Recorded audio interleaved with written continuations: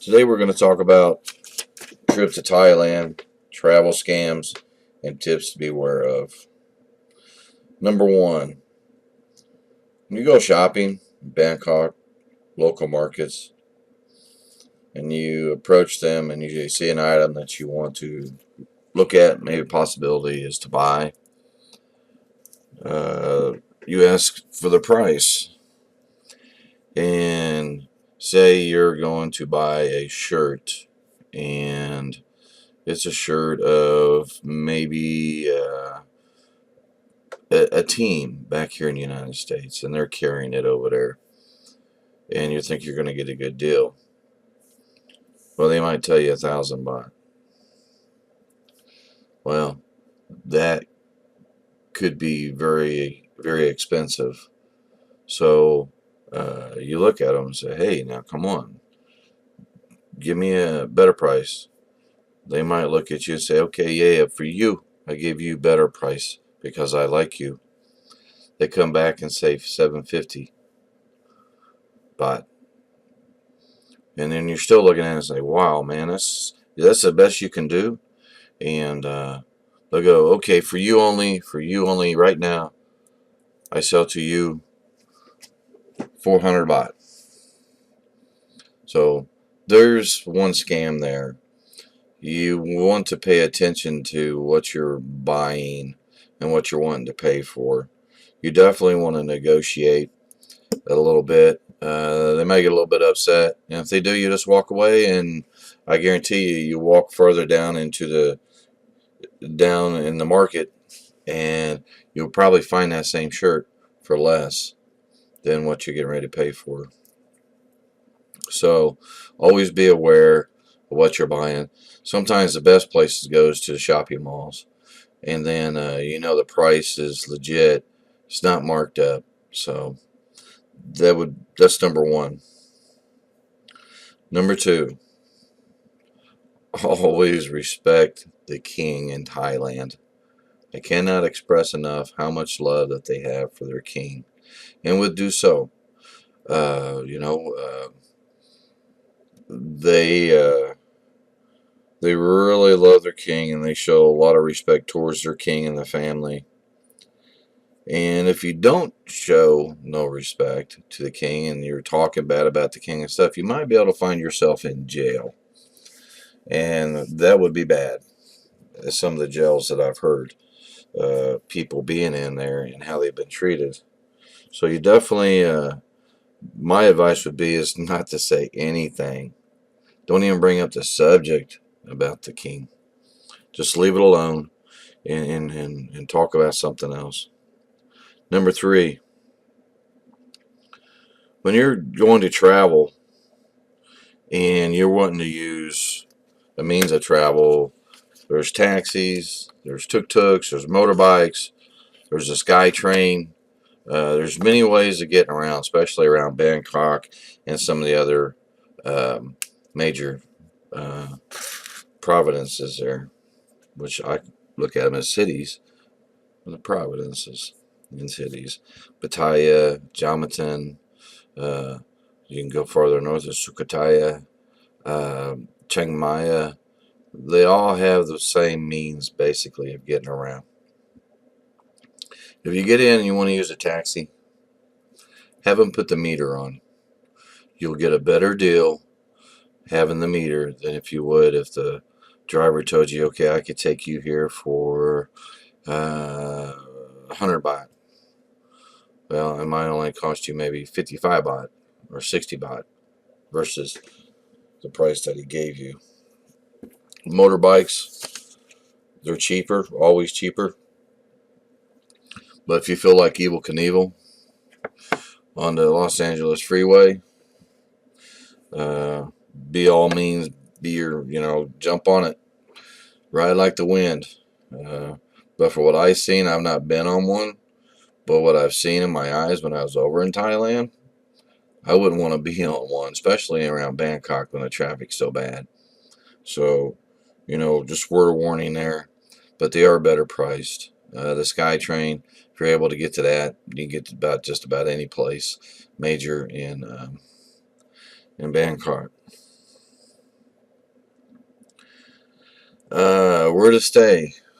Um, I flew in to the major airport there and took a taxi and went down to the close to the main business area where I'm maybe 2 blocks away from uh,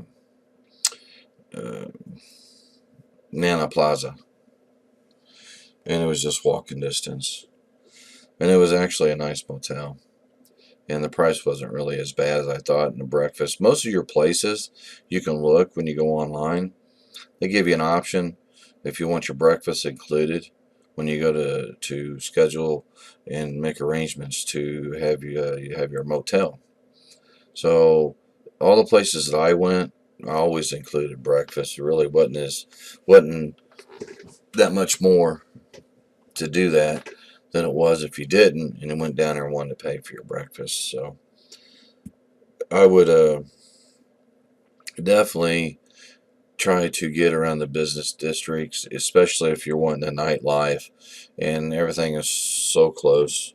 And I never felt that I wasn't safe there.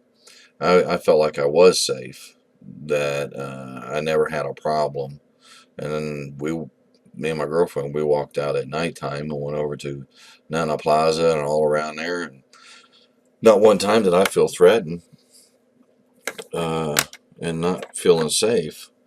Uh, I would feel more safer there than walking around in Chicago or Detroit or Cleveland or Indiana, up around Indianapolis and or any other place.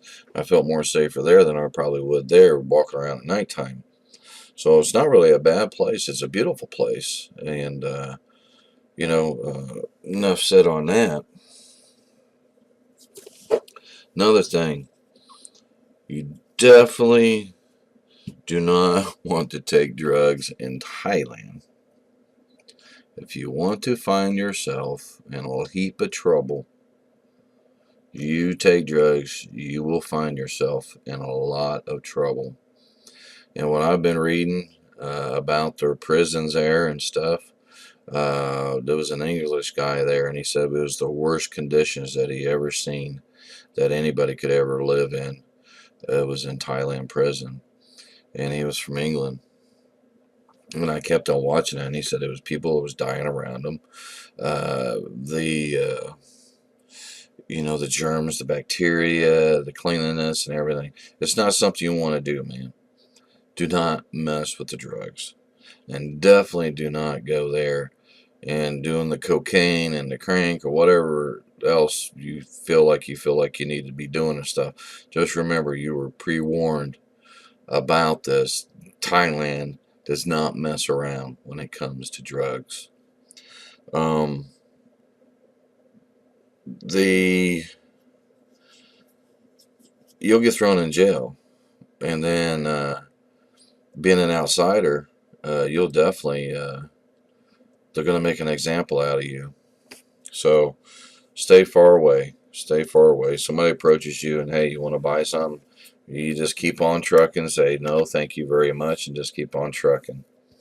They're very lovable people. They're nice people that I've seen, the Thai people, but they also stick together. And that's another thing we'll be talking about on a subject next. Don't think that you're going to go over there and you're going to be a big, bad bully, and you think that you can't be whooped, a badass. Don't think it's going to happen. Um, the Thais will not put up with that. If you respect them, they're great people. You must show respect to them and their country. But if you're going to disrespect them and you're going to get in a fight, it would be like going somewhere else and you think you're fighting one, and all of a sudden you got about 30 of them running out of the woodwork that's going to kick your butt. You're not going to make it. You're not going to make it. You'll feel like that you've been dragged, pulled, and everything else. And next thing you know, you find yourself going to the hospital. Another thing, too, mention the hospital. Best thing to do is get insurance, international insurance, medical. So if anything does happen, that you'll be taken care of. So, there's a suggestion there.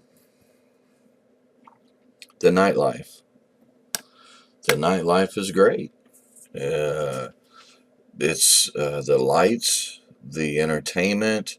You got Nana's Plaza if you're into go-go dancing and girls, Soy Cowboy.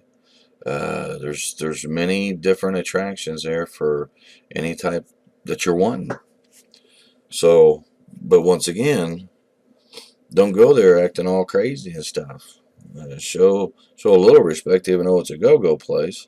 They're there to have a good time, and you're wanting to have a good time, and just be respectful. Here's another one. Make sure that when you have your camera and your passport and everything, and hold on to that. Make copies of your passport. Keep a few in your pants or how you're going to carry your money around. I had a money belt, and I also had I kept my money in my front pocket, so I had a little organizer that I put in my front pocket.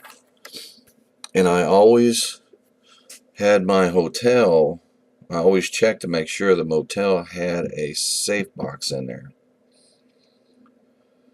You don't want to rent a room without having a safe deposit box in there. It's not a good idea. You have no way of securing your things. So I always made sure that I had a safe deposit box in there, a safe. And I put my passport and all my papers that I really needed, and I copied my passport, one sheet of my number and my picture, identification. I printed off about 10 copies, and I took them with me when I flew over to Thailand. So, there's a tip. Uh, Make copies. Never give anybody your passport unless it's immigration at the airport, because they're going to look at it, or the police that you're knowing that they're the police. But a copy will do when you're out and about in Thailand. Definitely. And then when you go rent a motorbike, uh, if you're going to use that for transportation to get around for a day or 2 days, they want identification. So you give them a copy of your passport with your picture on it, and that will do it.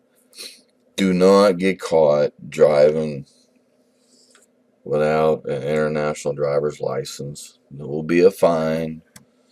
I've heard about that, seen it. I don't think they take you to jail, but they will harass you. The police will harass you, and it's going to cost you. Really don't know how much, but I've kind of heard it was like 500 baht or 400 baht or 300 baht. So if you're going to be driving without an international license, you might want to make sure you got plenty of money on you, because they do have traffic stops. I've seen it while I was over in Pattaya. So there's one of the things there that you'll have to remember. But make sure you keep track of all your personal possessions, your wallet, cameras. Everybody takes cameras. Your phone. Make sure your phone's with you, in your front pocket. Don't put it in your back pocket. Put it in your front pocket, or have a holder, or have a granny pack. Anything, something like that. Like I said, I had a money belt, and I put my phone. I had a clip and put it in the front of me, and then I had my money in my front pocket. So make sure you do that, and then if you do that, you'll come back and saying you had a real great time in Thailand. Transportation, tuk-tuk. I don't use them. Uh, I've seen too much on the web about the tuk-tuk and what they do. And if you're going to use a tuk-tuk, you have a price set before you even get into the tuk-tuk. Because a lot of them will drive around, and maybe you only had to go 2 miles to your destination. Well, they want to take the long way around. And if you don't have a price, the long way around is going to end up costing you more. So make sure you have a price set. Another thing is that on the tuk-tuks or any other taxis, if say you want to go to here's a scam here, the Grand Palace is closed. You're walking around trying to find the interest and everything. You got this person coming up speaking pretty good English, and they start having a light conversation with you, and then they're asking, well, where are you going? And you tell them, well, you're going to go to the Grand Palace, and then they tell you, oh, today is closed. It's a holiday or a national holiday or something, and it's always away from the main gate. Well, they'll end up taking you into another temple. But on the way to this temple, they do all these other little stops at this tour agency, which is not really a tour agency. And then there's this scam of these gems, stones, that he'll go by and you'll look at it and you can't pass it up because of the price, but it's got to be mailed directly to your house because you can't take it, and then it never goes to your house. So, be careful of them scams, and I think you'll be all right.